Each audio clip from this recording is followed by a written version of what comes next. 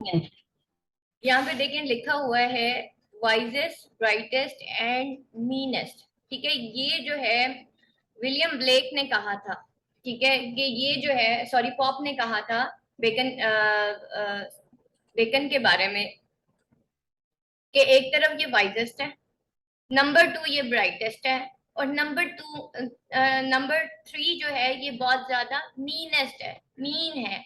या मीन जो है वो आपको पता है कि गाली के सेंस में हम इसको कहते हैं कि बहुत ही गिरा हुआ इंसान है। ठीक है, एक तरफ उसने वाइजेस्ट भी कहा, एक तरफ उसने ब्राइटेस्ट भी कहा। ठीक है, वाइजेस्ट उसने वर्ल्डली विजडम के तौर पे कहा। ठीक है, फिर ब्राइटेस्ट, और ये जो लास्ट वर्ड उसने कहा ना, मीनेस्ट, मीनेस्ट मीन के बहुत ही गिरा हुआ इंसान है। ठीक है, तो इस तरीके से इसके बारे में किसने कहा था? पॉप ने कहा था। और पॉप जो है जिसने आपकी रेप ऑफ द लॉक भी लिखी है। ठीक है, आप लोगों की पोइट्री में एक बुक आएगी, that is the pop, rape of the lock. ठीक है, तो अच्छा, पॉप जो है वो थोड़ा सा रिलीजियस माइंडेड था, अलेक्जेंडर पॉप जो है। ठीक है, और वो मोस्टली जो है वो रिलीजन को एक्चुअली प्रमोट करता था। And on the other hand, अगर बेकन और पॉप को हम आपस में कंपेयर एंड कंट्रास्ट करें, तो बेकन टोटली वर्ल्डली विजडम की बात करता था, दुनिया में आगे जाने की बात करता था, दुनियावी तरक्की की बात करता था। यहाँ पे देखें, how far do you agree with pops remark, the wisest, the brightest and meanest of Mankind. आप किस हद तक एग्री करते हैं? क्या वाकई ही देखें एक कॉन्टेम्पोरेरी ने उसके बारे में अगर कुछ कहा, ठीक है, आपका न्यूरोलैंड का व्यू पॉइंट और सुंदस का और मैम का और किसी भी इंसान के बारे में, तो अब एक चौथा इंसान भी खड़ा है सामने, तो हम कहेंगे बताओ इन तीनों में से किसका व्यू पॉइंट ठीक है? क्या न्यूरोलैंड ने जो बेकन के बारे में कहा वो ठीक है, या सुंदस ने कहा? तो फिर मैं अपना व्यू पॉइंट दे रही हूँ कि नहीं भाई, अच्छा, न्यूरोलैंड ने ये जो दो तीन चीजें कही हैं वो एक्चुअली उसने इस एस्पेक्ट में कही हैं, और जो मीनेस्ट वाली बात की है वो हो सकता है उसको मिसकॉन्सेप्शन हो गई हो। फिर सुंदस कहेगी नहीं नहीं, वो मीनेस्ट उसने इस वजह से कहा कि भाई इसमें ये प्रॉब्लम्स थे उसके एसेस में। ठीक है, तो इसको हम कहते हैं कि भाई आप किस हद तक अग्री करते हो। ठीक है, आपने स्टेटमेंट को एलिबरेट करना है कि रादर अगर पॉप ने कह ही दिया है बेकन के बारे में, तो अब आपका इसके बारे में व्यू पॉइंट क्या है, नोरोलैंड का क्या है, या सुंदस का क्या है? तो you have to write according to your own view point. ठीक है, so how far do you agree with Pop's remark, the wisest, the brightest, the meanest of mankind with reference to Bacon? Why did Alexander Pope call Bacon the wisest, brightest, and meanest of mankind? Elaborate with special references of his essays. If Marx allured these things, how Bacon shined, the wisest, brightest, and meanest of mankind. ठीक है, वो कहता है कि अगर तो हम उसके parts, if parts allure, parts जो है अपने आप को बताते हैं, एल्योर करते हैं, शाइन करते हैं, these thing how beacon shine. ठीक है, उसके पार्ट्स जो है वो ये शो करते हैं कि कितना बेकन शाइन करता है। ठीक है, अपने एसेस में, तो वो कितना शाइन करता है, वो क्या शो करते हैं उसके एसेस, कि वो वाइजेस्ट है, ब्राइटेस्ट है और मीनेस्ट है मैनकाइंड। अब यहाँ पे हम इस क्वेश्चन के तीन हिस्से कर लेते हैं। ठीक है, नंबर वन की पॉइंट इसका क्या होगा जी? That is the wisest.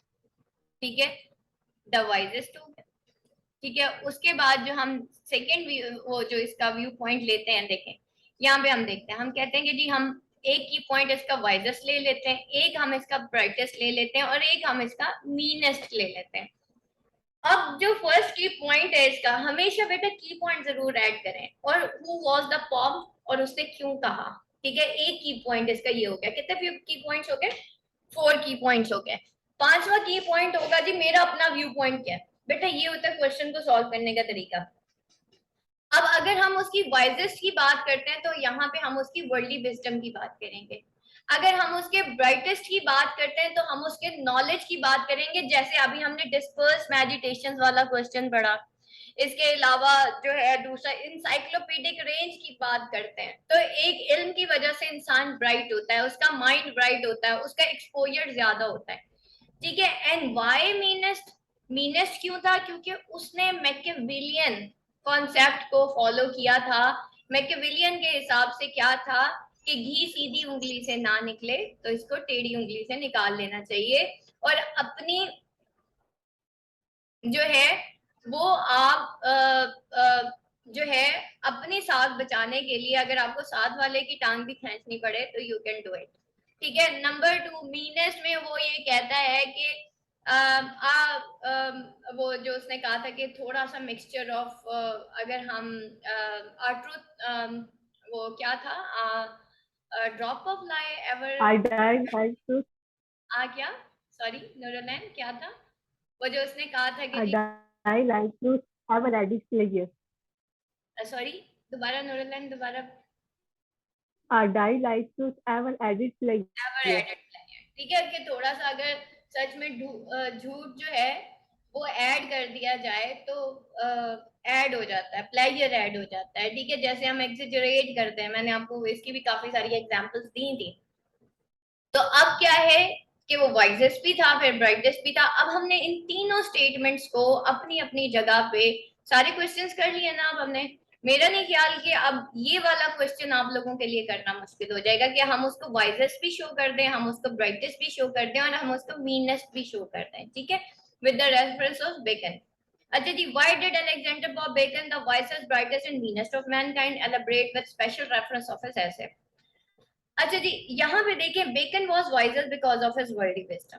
क्यों वाइजेस्ट था? अपनी वर्ल्डली विजडम की वजह से। ब्राइटेस्ट क्यों था? Because of his powerful intellect and art of writing terse essays. ठीक है, टर्स एसेस जो लिखता था, दरिया को वो जो कूजे में बंद कर देता था अपने एसेस में। और मीनेस क्यों था? क्योंकि उसके ट्रेचरस कैरेक्टर्स थे, उसके जो है वो मैंने कहा ना, जैसे मैंने कहा कि उसने मैकियावेलियन कॉन्सेप्ट को फॉलो किया था। मैकियावेली एक ऐसा फिलोसोफर था जिसने दुनिया में आपको आगे जाने के तरीके बताए थे। ठीक है, और उसमें राइट एंड रॉन्ग नहीं था, उसमें सिर्फ आगे जाना था। जैसे आजकल पैसे की दौड़ है ना कि बस पैसा मिलता है। ठीक है, तो that is the same thing कि आगे जाना है, सीट्स चाहिए, गवर्नमेंट पोस्ट चाहिए and everything. The above mentioned remarks on Bacon was made by renowned and marvellous poet Alexander Pope. If we observe critically, this statement holds its validity. For Bacon appeared to be a true child of Renaissance. Bacon जो है वो true child of Renaissance है। Undoubtedly he was a man of wisdom and powerful intellect, but at the same time he was a calculating character keeping an eye on the main chance. ठीक है, eight the same time वो क्या था? एक calculating character था। ठीक है, और वो क्या करता था, यहाँ पे कैलकुलेटिंग नहीं लिखे, कैलकुलेटेड करते हैं इसको। ठीक है, वो एक कैलकुलेटेड सा कैरेक्टर था, मेन चांस के ऊपर वो एक आई रखता था। He was a true follower of Machiavelli. ठीक है, मैकियावेली जैसे मैंने अभी आपको बताया कि एक ऐसा फिलोसोफर था, ठीक है, जिसने बताया था कि आपने चांस को कैसे अडॉप्ट करना है, और फॉल्स मीन्स के साथ कैसे आगे जाना है, एंड ट्रू मीन्स के साथ कैसे आगे जाना है। तो चांस ज्यादा इंपॉर्टेंट होता था, ट्रू एंड फॉल्स मीन्स इतने इंपॉर्टेंट नहीं होते ऐसे लोगों के सामने। लोग चीटिंग करके भी तो आगे जाते हैं ना। कोरोना में थोड़ी चीटिंग की है स्टूडेंट्स ने। ठीक है, उनके लिए नंबर मैटर करते थे, उनके लिए ये मैटर नहीं करता था कि वो टीचर को धोखा दे रहे हैं या नहीं दे रहे हैं। ठीक है, he failed to harmonize his mixed motives, complex principles and high aims together. और वो क्या करता है, वो फेल्ड हुआ किसमें कि वो मिक्स मोटिव्स, कॉम्प्लेक्स प्रिंसिपल्स और हाई एम्स को इकट्ठे रखे। He want to strive after the selfless scientific truth, but he was conscious that nothing could be done without money and power. ठीक है, वो जो है ड्राइव कर रहा था उस सेल्फलेस साइंटिफिक ट्रूथ के पीछे, लेकिन वो कॉन्शियस था किसके पीछे, कि कुछ भी पैसे के बगैर नहीं हो सकता। आजकल हम यही कहते हैं ना, अथॉरिटी होनी चाहिए, पैसा होना चाहिए, पावर होना चाहिए। ठीक है, तो that is the same thing कि उसने पैसे के पीछे भागना है, इंसान को सिखाया कि पैसे के बगैर असल में हम कुछ भी नहीं है। सो ही स्ट्राइव्ड आफ्टर मटेरियल सक्सेस। तो उसने किसके पीछे वो भागा? मटेरियल सक्सेस के पीछे भागा। Bacon belong to the age of glory and greatness, surprising meanness and unscrupulous conduct. He could not and he could not avoid these evils. और वो जिस दौर से ताल्लुक रखता था, ऑब्वियसली वो उसके इवल्स को भी अवॉइड नहीं कर सका। Bacon was a man of multi talents, एक तो मैन ऑफ रेनेसेंस भी था.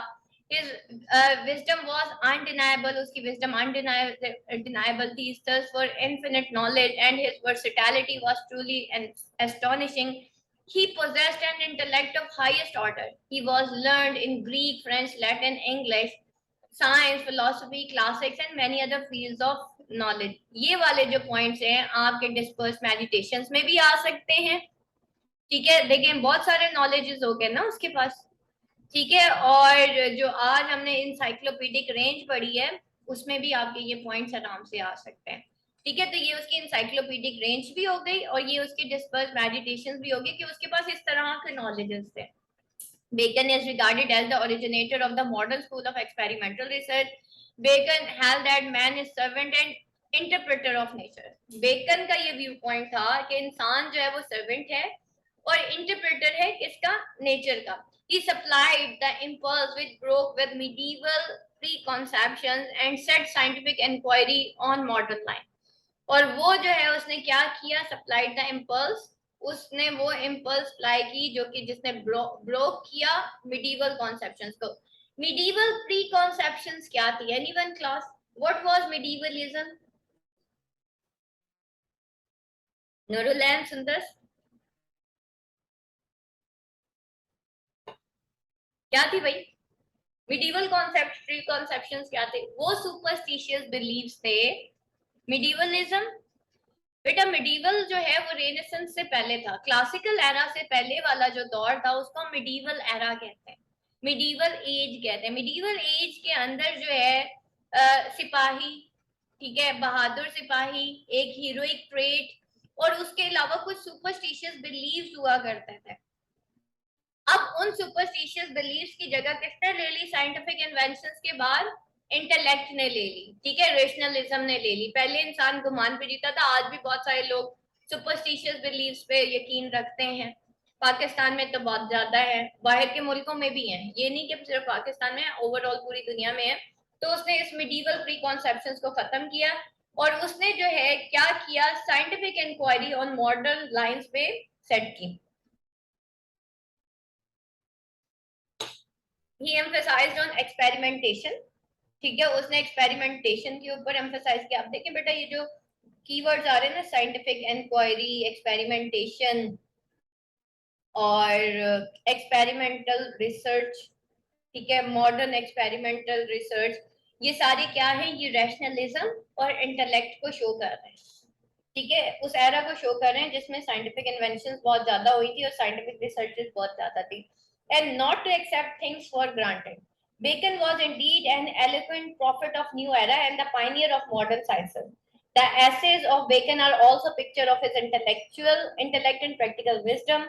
The varied range of subjects too expresses that he had taken all knowledge to be his province. एक क्वेश्चन आता है कि बेकन ने तमाम नॉलेज को अपने प्रोविंस में अपनी मुट्ठी में ले लिया. ठीक है, यानी कि उसने जो इतनी सारी चीजों के ऊपर बात की, उसने इंटेलेक्ट और प्रैक्टिकल विजडम पे बात की, उसने डिफरेंट सब्जेक्ट्स के ऊपर बात की, वो उसकी वेरिड रेंज थी, डिफरेंट सॉर्ट ऑफ रेंज थी. Bacon could utter weightily and pregnant remarks on almost any subject from greatness of kingdom to gardens. ठीक है, और उसने कहां से, अब ये देखें बेटा ये डिस्पर्स मेडिटेशंस के आपके पॉइंट्स आ रहे हैं, ग्रेटनेस ऑफ विजडम से लेके उसने गार्डन्स तक लिखा. The essays are loaded with ripest wisdom of experience and observation conveyed through short, compact and terse sentences.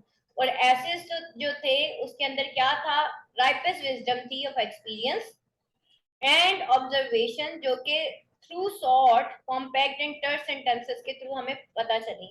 One cannot deny the sagacity and shrewdness of his counsels.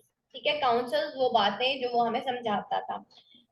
Bacon's essay deal with man. He is able analysis of human nature and his conduct in public and private affairs. His comments regarding man's behavior may at times sound cynical, but they are undeniable truth. He says a mixture of a lie doth ever add pliers. ठीक है, एक mixture of lie जो है वो plier add करता है. Bacon is true here, for most of the people would find life terrible without falsehood.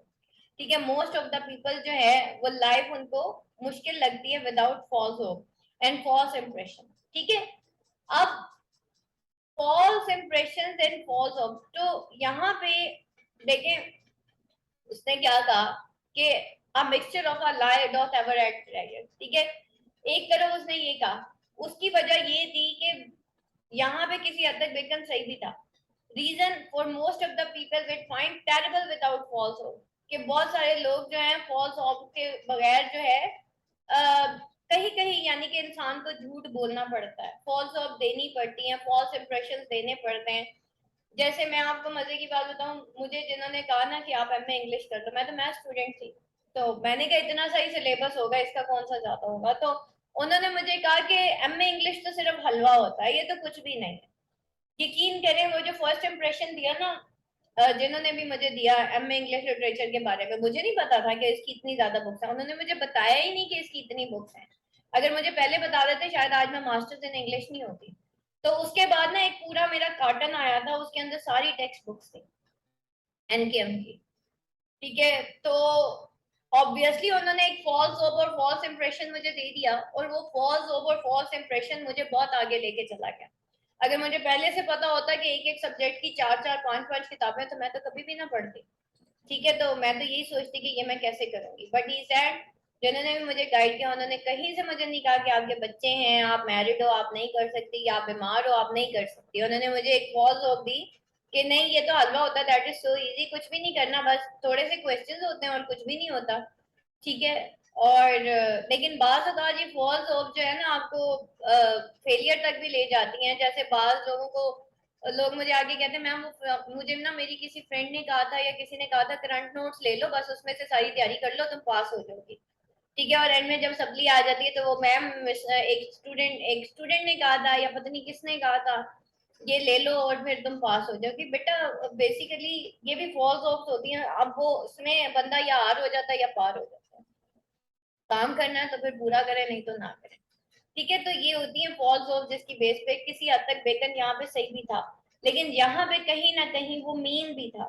ठीक है, अगर वो झूठ ऐड कर रहा है तो वो मीन भी है। His views about friendship, though lack in feelings and emotion, yet these are undeniably true to human nature. Following are a few examples of his wisdom. One who studieth revenge keep his own wounds green. एक वो इंसान जो कि revenge को study करता है, ठीक है, हर वक्त रिवेंज की बातें करता है, वो अपने हमेशा वाउंड्स ग्रीन रखता है, वो अपने जख्म हरे रखता है। ठीक है, जब जब हम बेटा बदले के बारे में सोचते रहेंगे, एक इंसान के बारे में सोचते रहेंगे उसने मेरे साथ ऐसे किया तो मैं उसके साथ यूं कर दूंगी, या कभी मौका मिला तो जवाब जरूर देंगे, तो फाइनली जब तक वो होता नहीं हम अपने वाउंड्स ग्रीन ही रखते हैं। ठीक है, जो हो गया सो हो गया। और इसी तरह and man in a great places are thrive servants, और इसी तरीके से उसने क्या बताया कि man in great servants places जो होते हैं वो थ्राइव सर्वेंट्स होते हैं। इंसान जो है वो आराम या सुकून पाने के लिए सुकून खो देता है। ठीक है, हम डिग्री पाने के लिए सुकून खो देते हैं, हम पैसा कमाने के लिए सुकून खो देते हैं, हम एक आला ओहदे पे जाने के लिए सुकून खो देते हैं। जब हम आला ओहदे पे पहुंच जाते हैं तो आप बिजी हो जाते हैं, हम बिजी हो जाते हैं। ठीक है, जैक मा की मुझे वो बड़ी प्यारी बात लगी, उसका मैं एक दिन लेक्चर सुन रही थी, जो अली बाबा का फाउंडर है ना, सीईओ है। उसने कहा कि मुझे वो दिन याद आते हैं जबकि मैं इतना ज्यादा मशहूर नहीं था, इतना फेमस नहीं था, और मैं अपने बीवी बच्चों के लिए मेरे पास टाइम हुआ करता था। आज मैं मशहूर हूँ तो मेरे पास बीवी बच्चों के लिए वक्त खत्म हो गया। ठीक है, कम पैसों में जो है वो इंसान अपनी फैमिली को टाइम दे रहा होता है, लेकिन जब ज्यादा पैसा आ जाता है, ज्यादा शोहरत हो जाती है, तो आप अपनी फैमिली को उस तरह से टाइम नहीं दे पाते। उसके बाद है so we see that like this wise man he coins ideas and teachers them to make people wise in worldly terms.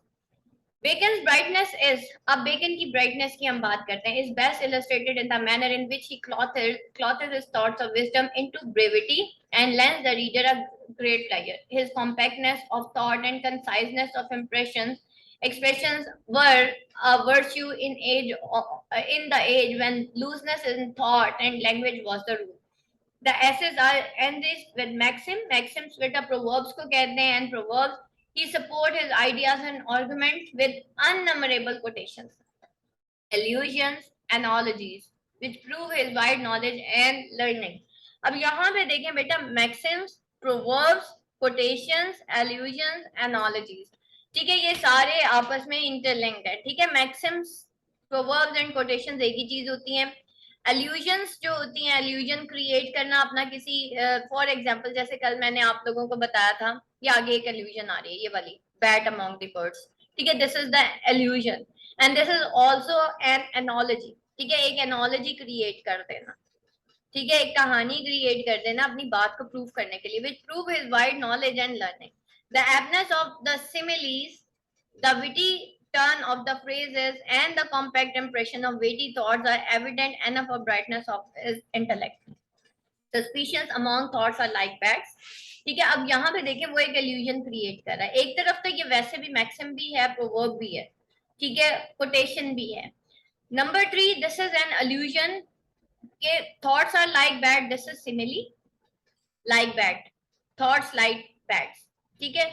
अब नंबर among the birds, ठीक है, दिस इज द, उसने एक allusion क्रिएट की थॉट के बारे में कि वो बैट्स हैं, सस्पिशियंस जो हैं वो ऐसी थॉट्स हैं जो कि बैट्स अमॉन्ग दी बर्ड्स हैं, ठीक है, कि बैट्स जो है वो रात को एंजॉय, रात दिन कभी एंजॉय नहीं करती, और बर्ड्स जो हैं वो दिन की खूबसूरती, फूल, बहारें सब एंजॉय करते हैं, हर मौसम को वो एंजॉय करते हैं।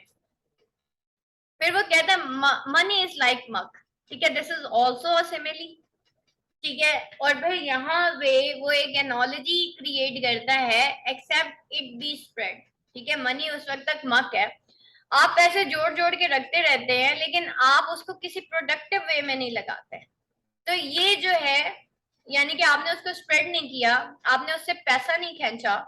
वो कहते हैं ना, पैसा पैसे को खींचते हैं, पैसा खर्च करेंगे तो पैसा आएगा ना, ठीक है, पैसा खर्च करेंगे तो और पैसा आ जाएगा और चीजें आ जाएंगी, लेकिन हम क्या करते हैं, उसको स्टोर कर लेते हैं बैंक्स के अंदर, तो दैट इज जस्ट अ मक, या फिर हम उसकी प्रॉपर्टी बाय कर लेते हैं, और वो भी एक पैसे को स्टोर करने वाली बात होती है, अनलेस कि हम उसको किसी बिजनेस में लगाएं और उसको, या फिर उसको और तरीके से स्प्रेड करें, किसी और बंदे को उसके पैरों पे खड़ा कर दें, तो accept it be spread.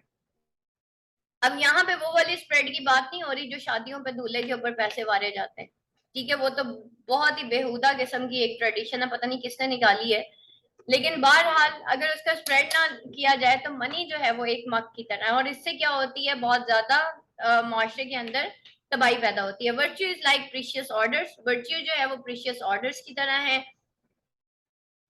Order बेटा खुशबू को कहते हैं, ठीक है, ये वर्च्यू जो है अगेन एक सिमिली आ रही है, प्रीशियस ऑर्डर्स हैं, इल्यूजन वो क्रिएट कर रहा है जो कि मोस्ट फ्रेग्रेंट है, व्हेन दे आर इंसेंस्ड और क्रश, ठीक है, ये वो प्रीशियस ऑर्डर्स हैं जो कि मोस्ट फ्रेग्रेंट है, बहुत ज्यादा खुशबूदार है, नेकी जो है, चाहे उनको इंसेंस किया जाए, फील किया जाए, या उनको क्रश किया जाए, वो है ना, वो एक फूल होता है, बनफशा का फूल होता है, I think so, pink colour का होता है, उसको जितना ज्यादा क्रश किया जाता है उसकी खुशबू उतनी ज्यादा फैल जाती है, ठीक है। Moreover the precise and authentic turn of sentences and the condensation of thoughts in them have been enhanced by antithetical presentation, और मोर ओवर प्रिसाइज और ऑथेंटिक टर्न जो है सेंटेंसेस की, और कंडेंसेशन ऑफ थॉट जो है उनके अंदर, वो क्या है, एनहांस करती है ऑथेंटिक प्रेजेंटेशन, जैसे कि a lie faces god entering from the man,